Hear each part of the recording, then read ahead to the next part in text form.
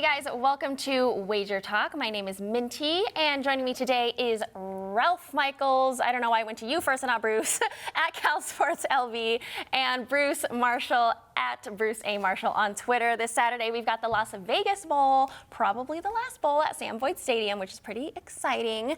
The Huskies. It better be. I certainly hope so.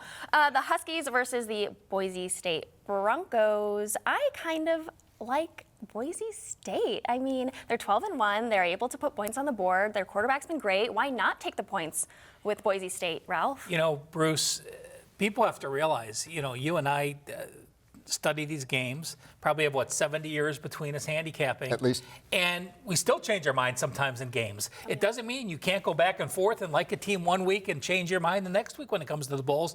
And that's exactly what I did in this game. I actually went back and forth.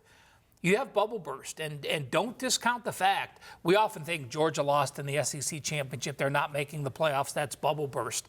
But for a group of 5 team to not make the Cotton Bowl and get that extra $6 or $7 million, it's bubble burst as well with Memphis. So you have that situation.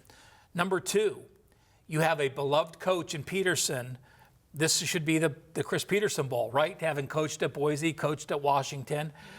This isn't Boston College where, you know, a coach leaves and they're clapping. That's behind the sources saying that. But, you know, the players loved Petersen. So you look at that situation.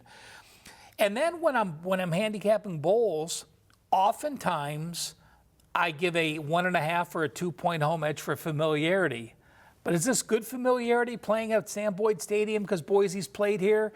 Maybe. They came here 2 years ago. They played in the bowl. They beat Oregon. They played well. My database doesn't have this. When a bowl gets canceled, how do teams do the next year, right? Because Boise had their bowl canceled. So I really have gone back and forth. And when I came down to it, I said this. I think the bubble burst for Boise is too big. Petersen's last game, I think it gives them an edge. And I looked up, Bruce, teams with 12 wins that are a bulldog. If you're a dog of 1 or 6 or more, they've gone 2-10 against the spread. If you're a dog of 7 or more, you've gone 14-4. So those small home dogs against a comparable opponent, you've done poorly. As a big dog, and a lot of those big dogs are later on, and you have multiple team, you know, you have championship Big Ten teams playing SEC teams as a big dog.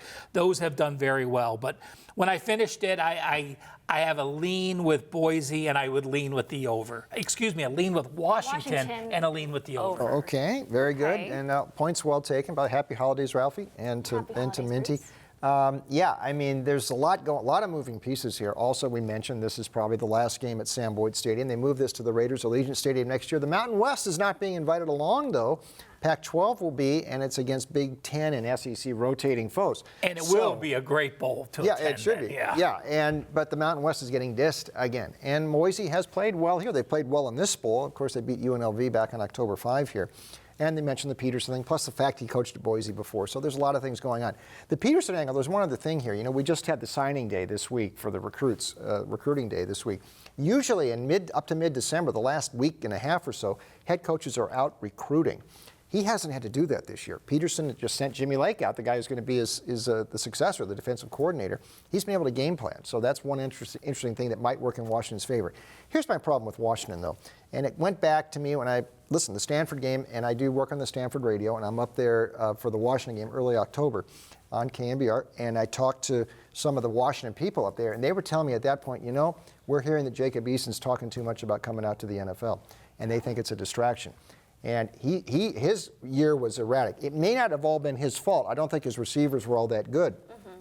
But he didn't have the year they thought he was going to have, a little bit up and down. Now, he is an NFL prospect. He still may announce to come out.